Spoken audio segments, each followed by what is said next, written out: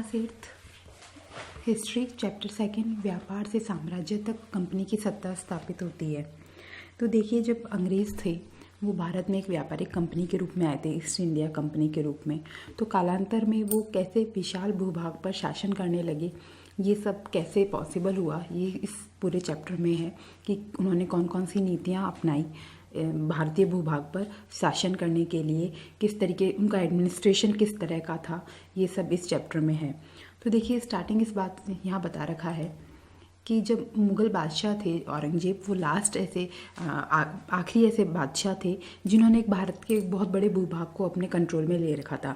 उनके बाद में ऐसा कोई भी शासक नहीं हुआ जो कि ये भारतीय जो उपमहाद्वीप का एक बड़ा हिस्सा अपने शासन के अधीन ले सके।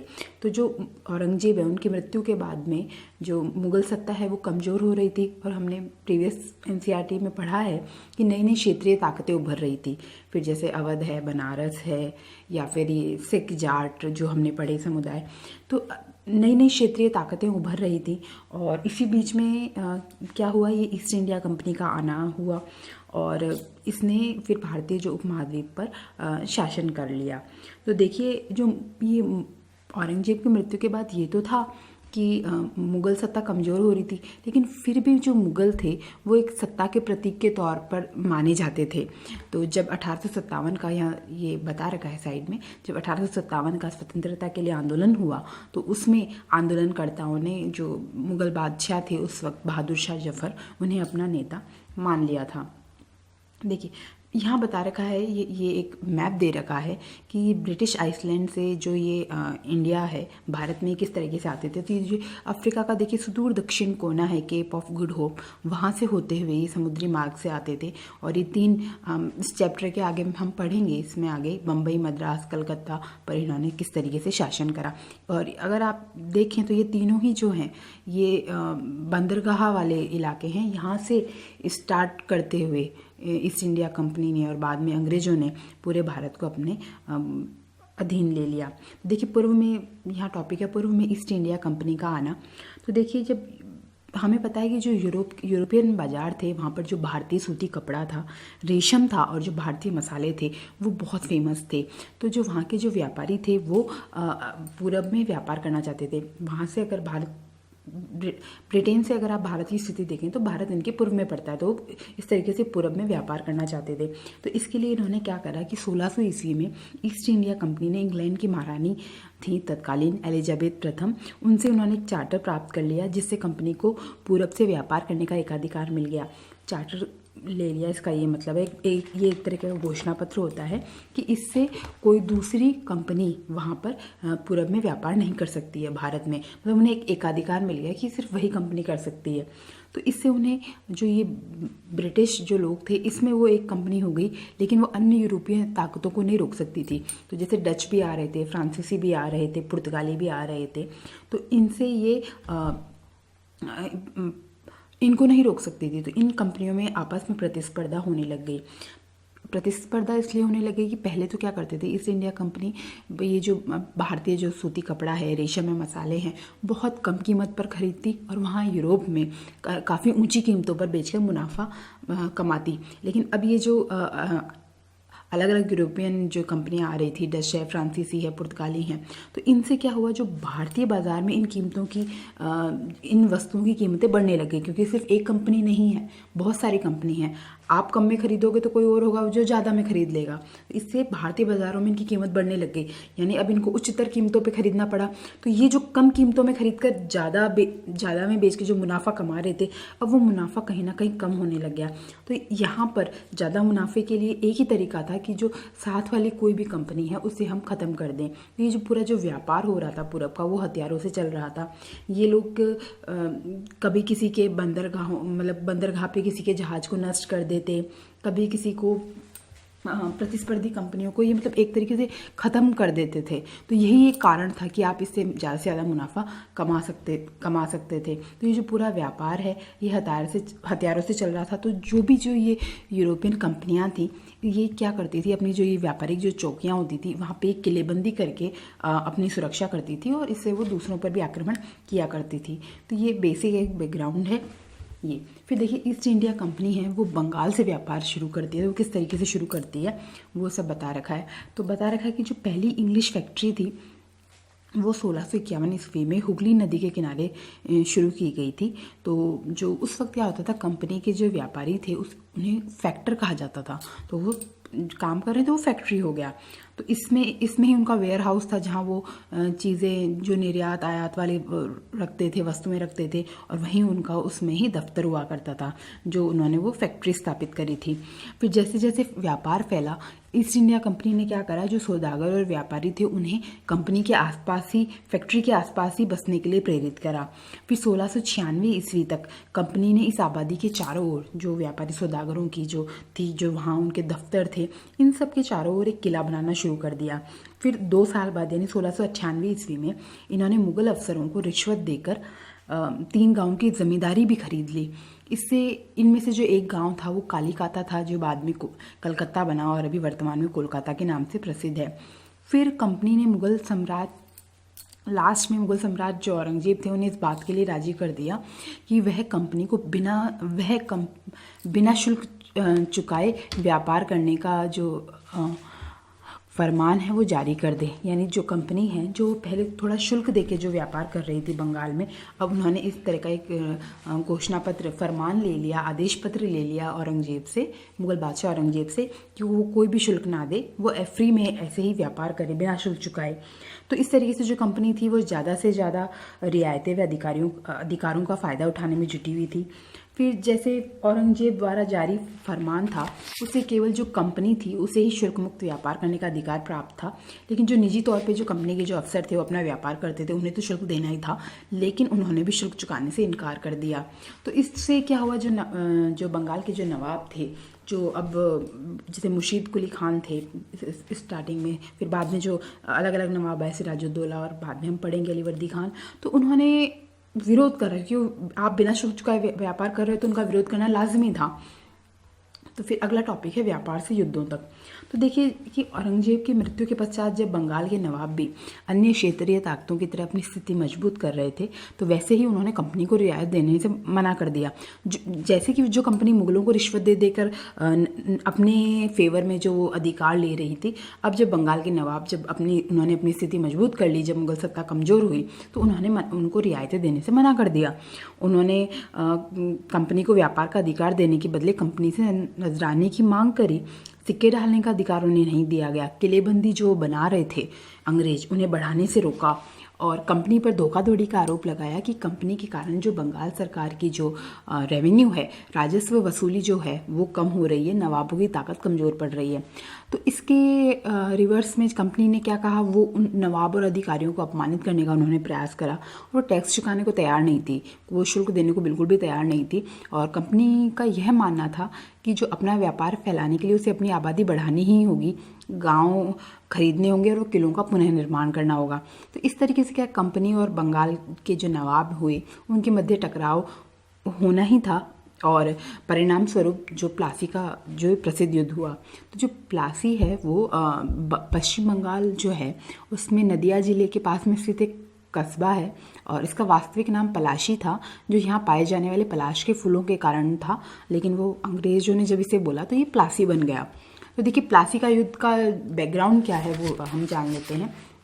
तो जब 1756 में जब अलीवर्दी खान जो थे बंगाल के नवाब, उनकी जब मृत्यु हो गई, तो सिराजुद्दौला बंगाल का नवाब बना। काफ़ी शक्तिशाली नवाब थे ये।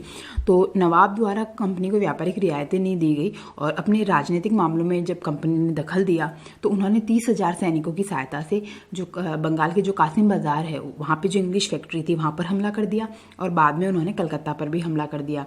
और इसके बाद में जब इसके बदले मतलब प्रतिरोध में फिर जब 1757 में जब रॉबर्ट क्लाइव थे, उनके नेतृत्व में प्लासी के मैदान में कंपनी व नवाब सिराजुद्दौला के मध्य युद्ध हुआ, जिसमें कंपनी की जीत हुई, और ये बहुत बड़ी महत्वपूर्ण जीत थी। तो इस जीत का एक महत्वपूर्ण कारण ये भी था कि जो नवाब सिराजुद्दौला थे, इनके सेनापति था मीर जाफ़र, तो उन्होंने सैनिक सहायता नहीं दी नवाब को, और इस तरीके इस तरीके से कहीं ना कहीं नवाब ना हार गए। तो इसके बाद सिराजुद्दौला जो थे नवाब थे बंगाल के, उन्हें मार दिया गया और कंपनी ने मीर जाफ़र को नवाब बना दिया। मीर जाफ़र को उन्होंने अपने फेवर में करा ही इसलिए था कि हम लालच दिया गया था उन्हें कि हम आपको नवाब बना देंगे, तो मीर जाफ़र को नवाब बना दिया गया। लेकिन जो ये मीर जाफ़र थे, कंपनी इतना ज़्यादा रियायतें मांग रही थी, इतने ज़्यादा अधिकारों की मांग कर रही थी कि मीर जाफ़र को भी प्रजा के दिखावे में उसको कंपनी का विद्रोह करना ही था। तो बाद में कंपनी थी, उन्होंने मीर जाफ़र को भी हटा दिया और फिर मीर कासिम को नवाब बना दिया गया। पर मीर कासिम ने भी अंग्रेज़ों का विरोध करा, ईस्ट इंडिया कंपनी का विरोध करा। तो इससे कंपनी व नवाब के मध्य 1764 ईस्वी में बक्सर का युद्ध हुआ था, और जिसके पश्चात जो बक्सर के युद्ध में भी ईस्ट इंडिया कंपनी की जीत हुई, और जिसके बाद में जो मीर कासिम जो नवाब था उसे बंगाल से बाहर कर दिया गया और मीर जाफ़र को पुनः नवाब बनाया गया। फिर 1765 ईस्वी में मीर जाफ़र की मृत्यु हो गई, जो नवाब जो ईस्ट इंडिया कंपनी ने बनाया था। तब रॉबर्ट क्लाइव जो नवाब थे, रॉबर्ट क्लाइव को ऐसे लगा कि अब नवाब कहीं ना कहीं, चाहे हम ही बनाए नवाबों को, कठपुतली नवाब जो हमारे इशारे पे नाचे, लेकिन एक टाइम ऐसा आता है कि ये भी हमारा विरोध करते हैं, तो अब हम खुद नवाब बनेंगे। तो 1765 ईस्वी में मुगल सम्राट द्वारा कंपनी को ही बंगाल प्रांत का दीवान नियुक्त कर दिया गया। बंगाल प्रांत का दीवान नियुक्त करने का ये मतलब है कि जो बंगाल की जो विशाल जो राजस्व संसाधन है, रेवेन्यू रिसोर्सेज है, उन पर नियंत्रण अब ईस्ट इंडिया कंपनी का हो गया। जो रेवेन्यू दीवानी प्राप्त करने का अधिकार है, भू राजस्व प्राप्त करने का अधिकार, आपको रेवेन्यू जो कलेक्शन होगा वो सब अब ईस्ट इंडिया कंपनी का हो गया, पूरे बंगाल प्रांत का। तो देखिए 1757 ईस्वी में ये नवाब सिराजुद्दौला व ईस्ट इंडिया कंपनी के बीच में प्लासी का युद्ध हुआ था, और 1764 ईस्वी में बक्सर का युद्ध हुआ था, और दोनों ही लड़ाइयों में ईस्ट इंडिया कंपनी की जीत हुई, और इसने कहीं ना कहीं एक रास्ता बनाया ईस्ट इंडिया कंपनी का भारत के विशाल भूभाग पर शासन करने का। फिर एक कंपनी के अफसर नवाब बन बैठे। तो देखिए अच्छा, इससे पहले देखिए हम ये देखते हैं कि जो ये जब अंग्रेज़ों को जब ये बक्सर की लड़ाई हुई, या इससे पहले जब प्लासी का युद्ध हुआ, तो इससे पहले जो कंपनी व्यापार करती थी, तो ये जो भारत से देखिए कोई भी व्यापार होता है वो लेन देन होता है एक तरीके का। आपको कोई भी चीज़ खरीदने के लिए कुछ ना कुछ देना पड़ेगा। तो ये जो ईस्ट इंडिया कंपनी थी, ये ब्रिटेन से सोने की निकासी करती थी, सोना या चांदी के बदले ये व्यापार किया करती थी। पर जब इसे गाँव की जमींदारियाँ मिल गई, जैसे शुरुआत में हमने पढ़ा 3 गाँव की जमींदारियाँ मिल गई, जिसमें कलकत्ता भी था, तो और उसके बाद में इन्हें पूरे बंगाल प्रांत का जब ये पूरे बंगाल का ही इनको दीवानी अधिकार मिल गया, तो इसके बाद में इन्होंने सोने की निकासी एकदम ही बंद हो गई। इन्हें जो यहीं से इतनी आमदनी हो जाती थी कि ये अपना व्यापार कर सकते थे, ये किले बना सकते थे, और अपनी जो सेना ये जो रख रहे थे वो रख सकते थे। कहीं ना कहीं ईस्ट इंडिया कंपनी का व्यापार में सफल होने का, इतना दूर प्रदेश में, अनजाने प्रदेश में सक्सेसफुल होने का एक ये था कि इनकी नेवी बहुत स्ट्रांग थी। तो ये जो सेना जो ये रखते थे वो उसके लिए इनको रेवेन्यू अभी यहाँ इंडिया से ही प्राप्त हो रहा था। इनको सोने की, जो ब्रिटेन से जो सोना चांदी लेके आते थे, अब उनको उसकी ज़रूरत नहीं थी। नेक्स्ट टॉपिक है कंपनी की ओर से नवाब बन बैठे। तो देखिए नवाब जो होता है, यहाँ से जो भी अधिकारी कर्मचारी जब बहुत अमीर बन के वहाँ जा रहे थे ब्रिटेन में, और वहाँ उन्होंने काफ़ी आलीशान इन्होंने जीवन जिया, तो वहाँ के जो लोग थे, जो ख़ानदानी अमीर थे, वो जो ये रातों रात जो ये अमीर बनते थे, इनको नवाब कह के इनको चिढ़ाया करते थे। बड़ा इनका नाटकों में और पत्रिकाओं में इनका मजाक उड़ाया जाता था। तो मतलब कि रातों रात, मतलब पहली पीढ़ी में जो आप अमीर बन रहे हो, रातों रात जो अमीर बन रहे हो, उनके लिए शब्द प्रयुक्त किया गया है।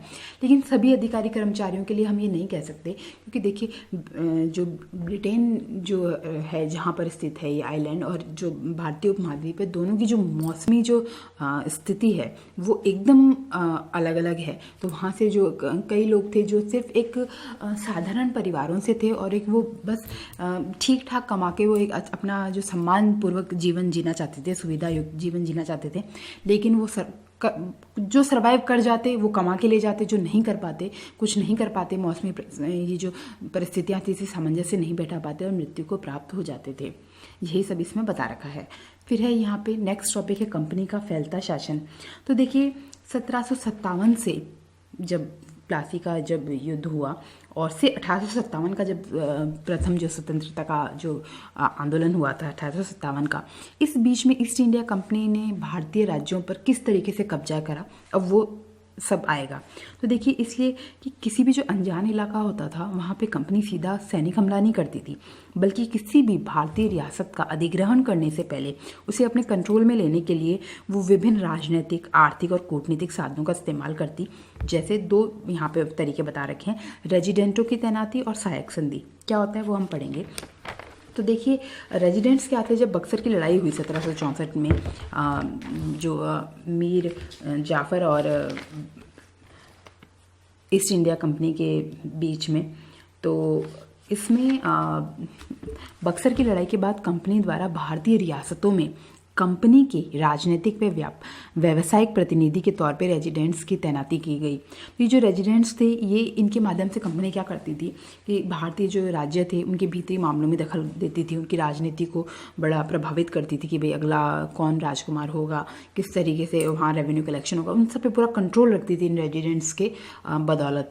दूसरा तरीका जो अपनाया उन्होंने सहायक संधि का अपनाया। वो क्या करते थे, ऑफर करते थे भारतीय रियासतों को सहायक संधि का। तो ये एक तरह का बंदोबस्त था कि अगर किसी भारतीय रियासत ने इसे मान लिया तो फिर वो खुद की सेना नहीं रख सकती। कंपनी उन्हें अश्योर करती कि हम आपकी किसी भी आक्रमण से आपकी सुरक्षा करेंगे, इसके बदले में, हमारी सेना रखने के बदले में आप हमें पैसा चुकाइए। तो ये एक तरह का सहायक संधि थी। और जो इस शुल्क को रखरखाव के लिए, जो सेना के रखरखाव के लिए जो भी पैसा रियासतों से लेती और जो रियासत इस पैसे को चुकाने से चूक जाती, उसका फिर ये अधिग्रहण ये ईस्ट इंडिया कंपनी अपने में कर लेती। तो जैसे यहाँ पे बता रखा है कि इसी सहायक संधि के इस पे जो रियासतें पैसा चुकाने से रह गई, नहीं चुका पाई, तो रिचर्ड वेलेस्ली गवर्नर जनरल था 1798 से 1805 के मध्य। तो उसने अवध के नवाब से 1801 में अपना आधा इलाका छीन लिया, क्योंकि जो नवाब था अवध का, वो सहायक सेना के लिए पैसा अदा करने में चूक गए थे। और हैदराबाद के भी कई इलाके इस सहायक संधि के पैसा नहीं चुकाने के उसमें एवज में कई इलाके हैदराबाद रियासत के भी छीन लिए इन्होंने। फिर यहाँ पे ये जो देखिए, ये जो ये कूटनीतिक और राजनीतिक और ये इस तरह की जो ये इन चालों से जिस तरीके से ये भारतीय रियासतों का अधिग्रहण कर रहे थे, लेकिन हर जगह उनकी दाल नहीं गल रही थी, कहीं पर सशस्त्र विद्रोह भी हो रहा था। तो उसमें से देखिए कुछ बता रखे हैं, जैसे टीपू सुल्तान के बारे में बता रखे हैं। शेर मैसूर, शेर मैसूर इसलिए कहा जाता है, टीपू सुल्तान जो अपनी जो मैसूर का जो राज्य है साउथ में, आप देखें कर्नाटक का और इसमें हैदराबाद वाले वो इलाके भी काफ़ी, हैदराबाद की इधर साइड वाला इलाका और केरल का कुछ इलाका था, वो सम्मिलित था मैसूर राज्य में, तत्कालीन मैसूर राज्य में, टीपू सुल्तान के में। तो फ्रांसीसी जो थे, शेर मैसूर इन्हें इसलिए कहा जाता है कि अब ऐसा कहानियों में प्रचलित है कि अपने किसी फ्रांसीसी दोस्त के साथ किसी जंगल में गए, वहाँ पर ये इनका हथियार नहीं चला और शेर से जब सामना हुआ तो इन्होंने निहत्थे थे ये और उन्होंने शेर का सामना करा, तो इसलिए इनका नाम शेर मैसूर पड़ा। कहने का ये मतलब है कि ये अपनी जनता में काफ़ी लोकप्रिय थे। तो टीपू सुल्तान जो थे, तो इनके बारे में हम पढ़ेंगे, इनका ईस्ट इंडिया कंपनी से किस तरीके से प्रतिरोध हुआ, किस तरीके से इन्होंने इनके बीच में लड़ाई हुई। देखिए, जब भी कंपनी को अपने राजनीतिक और आर्थिक हितों पे खतरा दिखाई देता तो कंपनी डायरेक्ट सैनिक हमला भी कर देती थी। तो इसका एक एग्जाम्पल ये दक्षिण भारतीय राज्य मैसूर था। तो देखो, हैदर अली रहे हैं, उनका शासनकाल 1761 से 1782 रहा है और उनके फिर पुत्र हुए टीपू सुल्तान 1782 से 1799। तो ये काफ़ी शक्तिशाली शासक थे। इनके नेतृत्व में जो मैसूर जो राज्य है वो काफ़ी ताकतवर हो गया था। तो देखिए, जो मालाबार तट है, आप अगर भारतीय अभी का वर्तमान का देखें तो जो केरल और कर्नाटक का जो तटरेखा है उसे मालाबार तट कहा जाता है, दक्षिणी पश्चिमी तट है बेसिकली। तो उसमें जो मालाबार तट पर जो होने वाला जो व्यापार था वो मैसूर रियासत के अंतर्गत आता था, उनके नियंत्रण में था। तो जहाँ से कंपनी जो थी वो काली मिर्च और इलायची खरीदा करती थी। तो 1785 ईस्वी में टीपू सुल्तान ने अपनी रियासत में जो बंदरगाह पड़ रहे थे उनसे चंदन की लकड़ी, काली मिर्च व इलायची का जो निर्यात हो रहा था उस पर उन्होंने रोक लगा दी। और साथ ही जो सौदागर थे उन्हें भी कंपनी के साथ व्यापार करने से, कारोबार करने से उन्होंने रोक दिया। और टीपू सुल्तान ने भारत में जो फ्रांसीसी व्यापारी रहे थे उनसे घनिष्ठ संबंध विकसित कर लिए थे और उनसे उन्होंने अपनी सेना को मॉडर्नाइज भी करा, आधुनिकीकरण उन्होंने अपनी सेना का करा, मतलब उन्होंने नए नए हथियारों से अपनी सेना को लैस करा। तो इससे अंग्रेज जो थे वो आग बबूला हो गए और फलस्वरूप मैसूर जो राज्य था उसके साथ ईस्ट इंडिया कंपनी की 4 बार लड़ाई हुई। तो देखिए, पहली हुई 1767 से 69, फिर 1780 से 84, तीसरी 1790 से 92 और जो लास्ट थी 1799 में हुई श्रीरंगपट्टनम की आखिरी जंग हुई थी। तो इसमें जो आखिरी जंग है, मतलब इसमें कुछ हैदर अली जो टीपू सुल्तान के पिता थे उनके शासनकाल में भी हुई थी, टीपू सुल्तान के शासनकाल में भी हुई। जो लास्ट जो थी उसमें ईस्ट इंडिया कंपनी जीती गई। तो इसमें जो टीपू सुल्तान थे वो अपनी राजधानी की रक्षा करते हुए मृत्यु को प्राप्त हुए और जो मैसूर जो राजकाज था मैसूर राज्य का, वो पुराने जो राजवंश था वोडियार उन्हें सौंप दिया गया और मैसूर पर भी सहायक संधि सौंप दी गई, यानी अब इस राज्य को अपनी स्वतंत्र सेना रखने का अधिकार नहीं था। यहाँ पे देखिए एक ये टीपू का खिलौना शेर ये एक दे रखा है, आपको जानना चाहिए इसके बारे में। इसके बारे में क्या था, जब ये शेर ये नीचे जो है ये एक अंग्रेज है और जब भी इसके हैंडल को घुमाते थे तो ये शेर दहाड़ा करता था और ये जो सिपाही है, यूरोपियन सिपाही, ये चीखता था। लेकिन अभी ये ब्रिटिश म्यूजियम में है और लेकिन अभी इन्होंने अंदर की जो इसकी सेटिंग थी वो चेंज कर दी है। अभी इसमें म्यूज़िकल इंस्ट्रूमेंट होता है, लेकिन रियल में ये था कि शेर दहाड़ता था और यूरोपियन सिपाही की चीख निकलती थी, बट अभी इन्होंने इनका चेंज कर दिया है। फिर है नेक्स्ट है मराठों से लड़ाई। देखिए ये हम पूरा ये पढ़ रहे हैं कि एरिया वाइज पढ़ रहे हैं कि किस तरीके से उन्होंने बंगाल पे शासन करा। अब हमने मैसूर के बारे में पढ़ा कि मैसूर को उन्होंने कैसे करा, कुछ रियासतों को उन्होंने सहायक संधि के तौर पे किस तरीके से वो जब पैसा अदा करने से चूक गए उनको करा। अब यहाँ पे मराठों से उन्होंने अपना साम्राज्य कैसे लिया उसके बारे में है। तो देखिए जब मराठे थे 1761 में जब पानीपत की तीसरी लड़ाई हुई थी, पानीपत की तीसरी लड़ाई हमने पढ़ा है 7th क्लास की एनसीईआरटी में, मराठों के बीच में और अफगान शासक था अहमद शाह अब्दाली के बीच में, उसमें हुई थी। तो उसमें मराठा जो थे वो जीत नहीं पाए थे। तो इससे क्या हुआ, जो मराठा जो साम्राज्य था उसका विकेंद्रीकरण हो गया। विकेंद्रीकरण का मतलब सत्ता का एक केंद्र नहीं रहा, अलग अलग जो ये सरदार थे, सिंधिया थे, होलकर थे, ये जो अलग अलग थे, गायकवाड़ थे, भोंसले थे, ये अलग अलग सरदार इन्होंने अपनी अपनी जो अपना अपना राज्य इन्होंने बना लिया। लेकिन ये फिर भी ये मराठा सरदार जो थे ये एक पेशवा यानी सर्वोच्च मंत्री, उसके अंतर्गत एक कन्फेडरेसी यानी राज्यमंडल होता था, उसके अंडर में काम करते थे। और वो जो राज्यमंडल का जो सैनिक व प्रशासकीय प्रमुख पेशवा हुआ करता था। और जो पुणे था, जो मराठा साम्राज्य की राजधानी था, पेशवा ने बनाई थी, तो वो अभी भी सत्ता का केंद्र बना हुआ था। तो 18वीं सदी के आखिर के 2 प्रसिद्ध मराठा योद्धा व राजनीतिज्ञ बताए गए हैं कि महादजी सिंधिया और नाना फडणवीस थे। तो 18वीं सदी का जब उत्तरार्ध आते आते जो कंपनी थी वो मराठों की ताकत पर भी काबू पाना चाहती थी, क्योंकि मराठा व्यापारिक और जो हमने पढ़ा है कि कृषि उनको प्रोत्साहन देते थे, तो इनके साम्राज्य पे भी, इनके जो संसाधनों पर भी अब कंपनी इनको कंट्रोल भी करना चाहती थी और इनके रेवेन्यू पे भी अपना कंट्रोल चाहती थी। तो देखिए प्रथम आंग्ल मराठा युद्ध हुआ है 1775 से 1782 के बीच में, और 1782 में वो सालबाई की संधि के साथ जाके ख़त्म हुआ, जिसमें कोई भी पक्ष नहीं जीता। द्वितीय आंग्ल मराठा युद्ध हुआ 1803 और से लेकर 1805 के मध्य में। इससे क्या हुआ, इसका निष्कर्ष निकला कि उड़ीसा और यमुना के उत्तर में स्थित जो आगरा और दिल्ली वाला जो भूभाग था अब वो अंग्रेजों के कब्जे में आ गया। तीसरा आंग्ल मराठा युद्ध हुआ 1817 से 1819 के बीच में। इसके बाद में जो मराठों की सत्ता है वो अंग्रेजों के हाथ में आ गई। जो पेशवा था, जो पुणे पे जिनका कंट्रोल था, अब उन्हें पुणे से हटाकर कानपुर के पास बिठूर में पेंशन पर भेज दिया गया। इससे इस सब का निष्कर्ष क्या हुआ, वो मैसूर को पहले ही ले चुके थे और अब उन्होंने मराठों पे भी कब्जा कर लिया। तो इससे जो विंध्य जो माला थी उसके जो दक्षिण में जो भूभाग था उस पूरे पर ईस्ट इंडिया कंपनी का दावा हो गया। नेक्स्ट है सर्वोच्चता का दावा। ये तो देखिए सर्वोच्चता का दावा, द क्लेम टू पैरामाउंटेसी। तो देखिए क्या होता था कि 19वीं सदी का जो प्रारंभ था तब से ही जो कंपनी थी वो क्षेत्रीय जो विस्तार है उसकी आक्रामक नीति पे चल रही थी। कोई ना कोई बहाने बना के वो भारतीय रियासतों को, साम्राज्यों को, जो राज्य थे भारतीय राज्य, उन्हें अपने कंट्रोल में ले लेती थी। तो जो लॉर्ड हेस्टिंग्स हुए हैं गवर्नर जनरल 1813 से 1823 के बीच में, उन्होंने एक सर्वोच्चता की नीति प्रारंभ करी।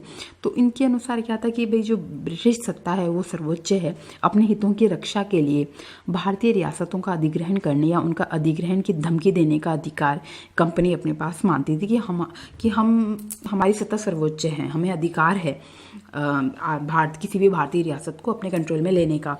तो इस प्रक्रिया के चलते कुछ प्रतिरोध हुए हैं, जैसे कि कित्तूर है, कर्नाटक का एक छोटा सा राज्य था। तो वो उस पर जब ये ब्रिटिश सत्ता का जब रानी कित्तूर थी उन्होंने विरोध करा, तो इसमें 1824 में उन्हें गिरफ्तार कर लिया गया और 1829 ईस्वी में जेल में ही उनकी मृत्यु हुई।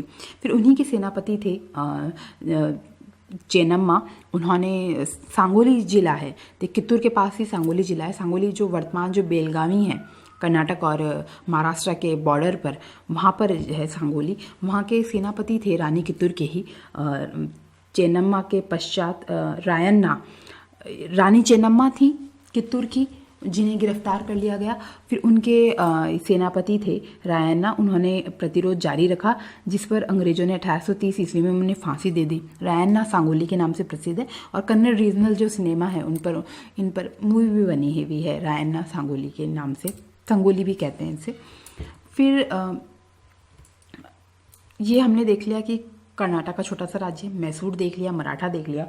अब देखिए जो उत्तर पश्चिम का अगर हम इलाका देखें भारतीय उपमहाद्वीप का, तो 1830 के दशक में कंपनी को ये डर था कि रूस कहीं है ना उत्तर पश्चिम से आते हुए भारतीय उपमहाद्वीप को अपनी गिरफ्त में ले ले। तो इस डर से इन्होंने क्या करा कि उत्तर पश्चिम जो इलाका है उस पर भी अपना कंट्रोल चाहते थे। तो इससे 1838 से 42 के मध्य अंग्रेजों की अफगानिस्तान के साथ एक बड़ी लंबी लड़ाई लड़ी। तो इससे इस लड़ाई के बाद ये हुआ कि कहीं ना कहीं अप्रत्यक्ष नियंत्रण इन्होंने अपना शासन कंपनी ने वहाँ स्थापित कर लिया। और 1843 ईस्वी में 1843 ईस्वी में इन्होंने सिंध पर भी कब्जा कर लिया। फिर आता है देखिए पंजाब धीरे धीरे। तो 1839 महाराजा वहाँ पे रणजीत सिंह थे पंजाब में उस टाइम पर। महाराजा रणजीत सिंह थे, वो काफ़ी मजबूत शासक रहे हैं। तो उन्होंने अंग्रेजों का ये जो नीति थी उनको सफल नहीं होने दिया। लेकिन 1839 में उनकी मृत्यु हो गई।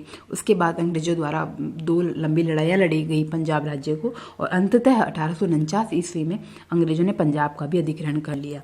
यानी उत्तर में भी इन्होंने अपना अधिकार कर लिया। ये अलग अलग एरिया बताए गए हैं कि किस तरीके से ईस्ट इंडिया कंपनी ने भारतीय जो ये उपमहाद्वीप है इसका ये अपने हिस्सों को अपने कब्जे में लिए जा रही थी।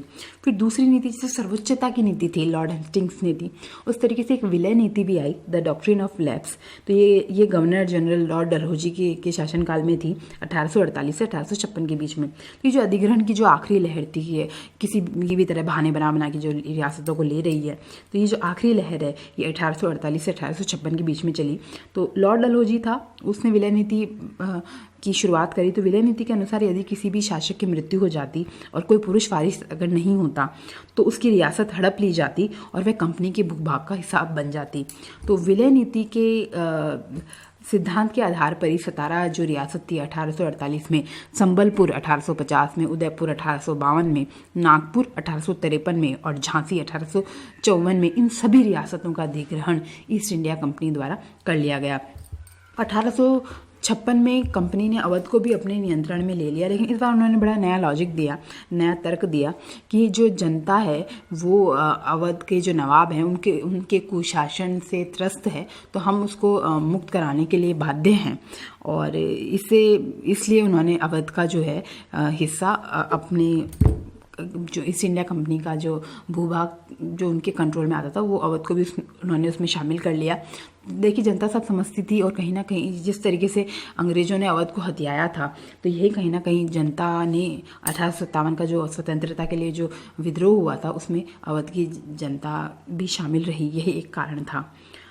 फिर यहाँ पे एक ये चित्र दे रखा है संबलपुर के वीर सुरेंद्र साय, इनके बारे में आपको जानना चाहिए। 1857 से पहले जो जिस तरीके से रानी चेन्नम्मा थी, सांगोली रायन्ना सांगोली थे, जो काफ़ी पहले से विद्रोह कर रहे थे, उनमें से ही एक ये वीर सुरेंद्र साय हैं संबलपुर के। संबलपुर अभी वर्तमान ओडिशा का इलाका है। तो ये इसको भी इन्होंने अंग्रेज़ों ने, ईस्ट इंडिया कंपनी ने ले लिया था कि कोई भी पुरुष वारिस नहीं है, लेकिन ये कानूनी वारिस थे, लेकिन फिर भी इन्होंने नहीं लिया। तो इन्होंने जो ब्रिटिश सत्ता है उससे इन्होंने अपना प्रतिरोध जारी रखा और इन्हें वहाँ की जो आदिवासी थे उनका समर्थन प्राप्त था। ये अपनी जनता के बीच में बहुत लोकप्रिय थे, लेकिन इन्हें जेल में डाल दिया गया। पहले ये हजारीबाग जेल में रहे, बाद में जब 1857 का विद्रोह हुआ तो इन्हें 1800 जो विद्रोही थे उनके द्वारा छुड़ा लिया गया, और लेकिन इन्हें बाद में वापस पकड़ लिया गया असीरगढ़ जेल में। लास्ट में ये जब जेल में रहने के दौरान ही अंधे हो गए थे और जेल में ही इनकी मृत्यु हो गई। यानी इन्होंने अपने जीवन का काफ़ी लंबा समय जेल में बिताया है, और ये आपको जानना चाहिए इनके बारे में। प्राइम मिनिस्टर की जब विजिट हुई यहाँ तो उन्होंने भी इनका जिक्र किया है।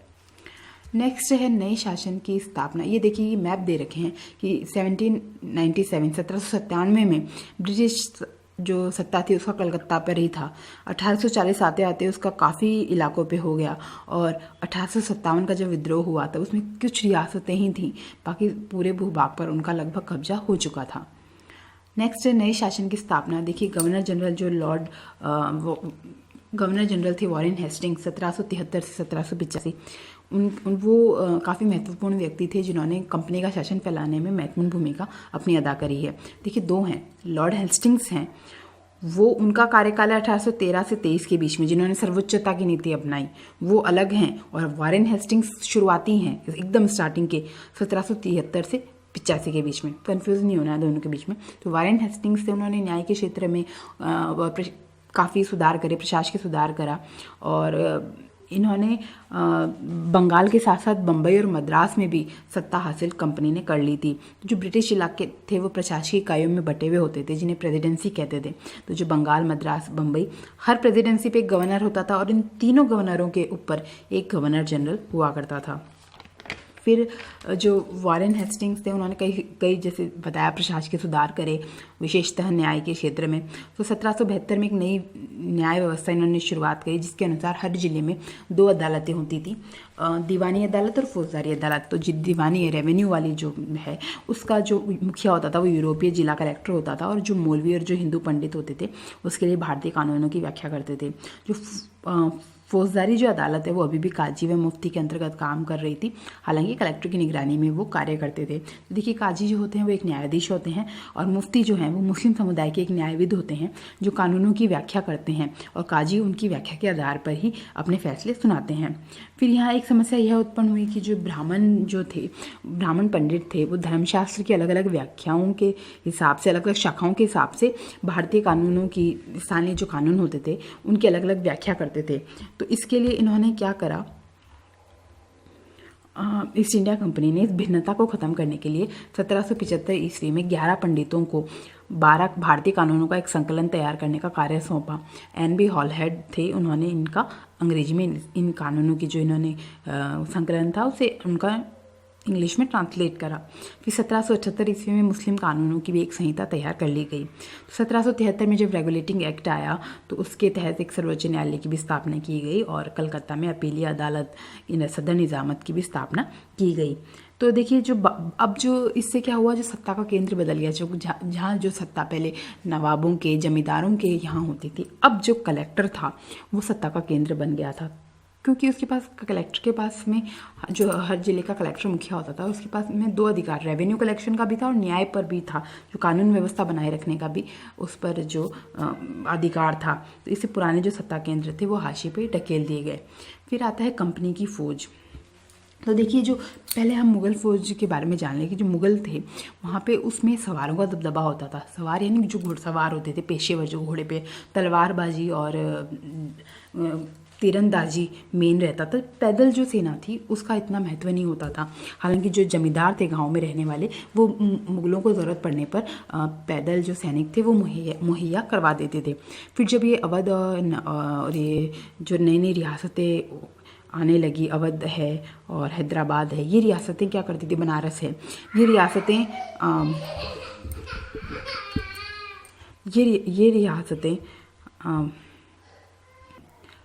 ये जो रियासतें थी ये अपने जो सैनिक जो होते थे, जो भी ये सैनिक भर्ती कर रहे थे, उन्हें उन्हें ट्रेनिंग दिया करती थी, पेशेवर प्रशिक्षण मुहैया करवाते थे। जो ईस्ट इंडिया कंपनी थी उसने भी जब ये मराठा और मैसूर युद्ध हुए तो उन्हें जो घुड़सवार टुकड़ियाँ भी वो रखने लग गई, लेकिन वो जो सिपाही है वो भी भर्ती करती थी, उन्हें भी ट्रेनिंग इन रियासतों की तरह ही पेशेवर ट्रेनिंग देती थी। तो इन्होंने जो अपनी सेना थी उसको ये सिपाही कहते थे, तो सिपॉय आर्मी मतलब अंग्रेजी में कहने लग गए।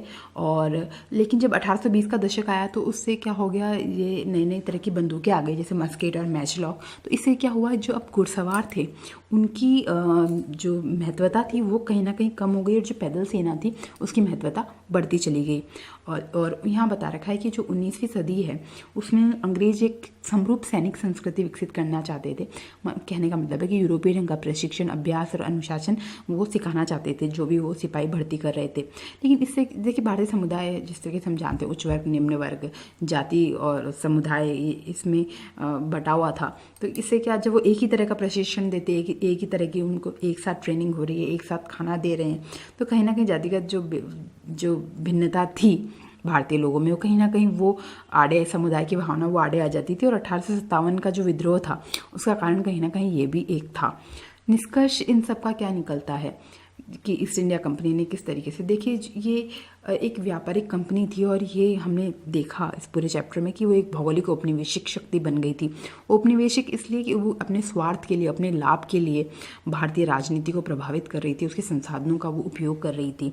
और 19वीं सदी की जब शुरुआत हुई तो उसमें भाप की तकनीक आ गई, तो उससे ये प्रक्रिया और भी तेज हुई। वो कैसे हुई कि जो जहाँ से वो ब्रिटेन से उन्हें भारत आने में जहाँ से 6 से 8 महीने का समय लगता था, अब वही जहाज़ 3 सप्ताह में आ रहे थे। तो इससे बहुत से व्यापारी, बहुत से जो ईस्ट इंडिया कंपनी के लोग हैं वो भारत में पैसा कमाने के लिए आने लगे।